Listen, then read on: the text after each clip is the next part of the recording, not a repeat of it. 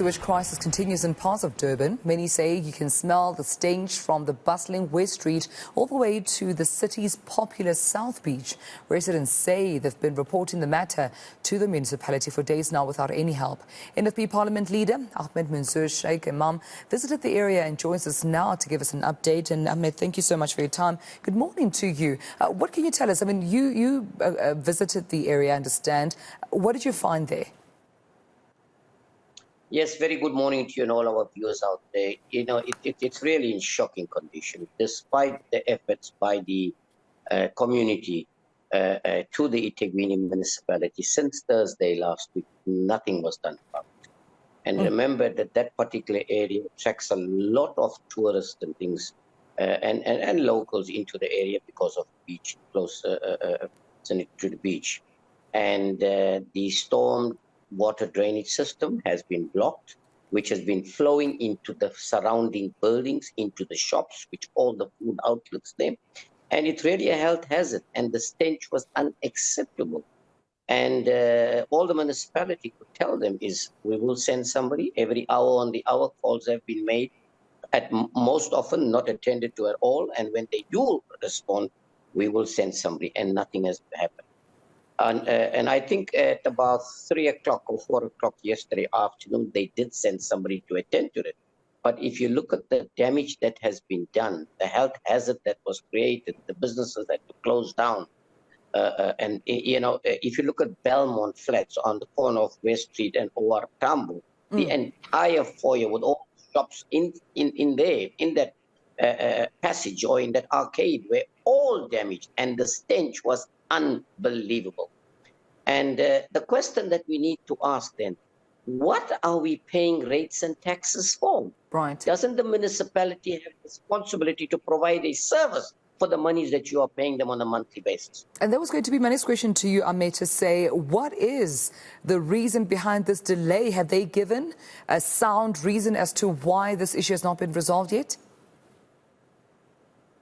Well, at the 11th hour, they said that they were having a problem as far as staff. But my problem is this, is not limited to just this part of Durban. If you go to the entire CBD, you will find the same problem that you have.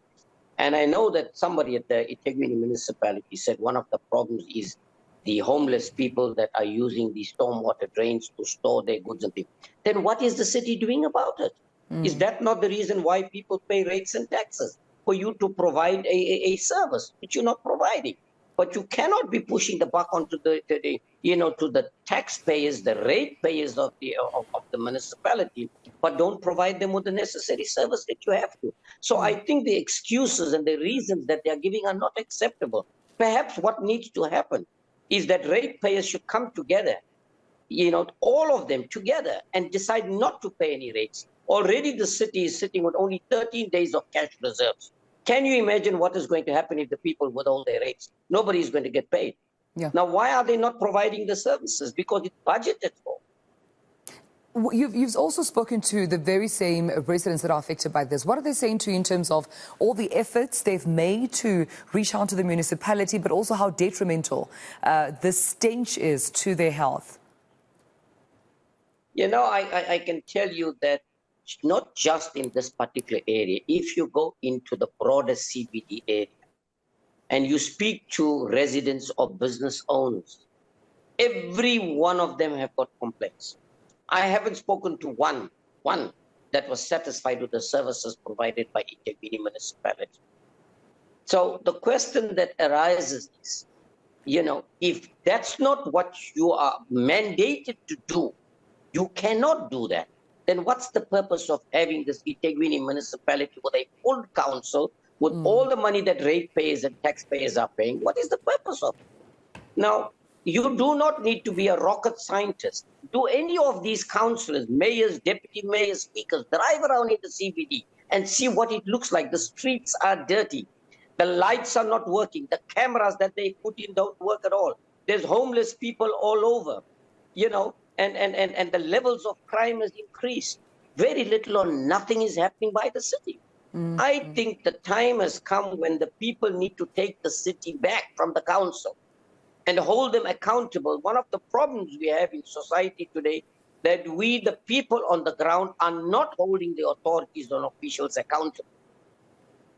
So politicians come and they will tell you what you want to hear, okay, with all kinds of promises. The elections is over now. What happened since the election and today? Where are all these councillors? Where is this municipality in providing these services? That is the question, Ahmed, and thank you so much for putting this issue to the fore. We're just seeing all those visuals while we're having this conversation of how bad the situation is. You mentioned that it's in the greater part, really, in the Durban area that's affected by this, not just Durban's West Street, which we understand quite a busy business part of the CBD, but many other residents affected by non-service delivery by the eThekwini municipality. The question is, what needs to be done next? And Ahmed, of course, suggesting that perhaps all residents need to come together and boycott the municipality by not paying their rates and see how they will react to this. Perhaps there will be more urgency, a sense of urgency in attending to the stench, which is detrimental to residents' health. All our thanks to NFP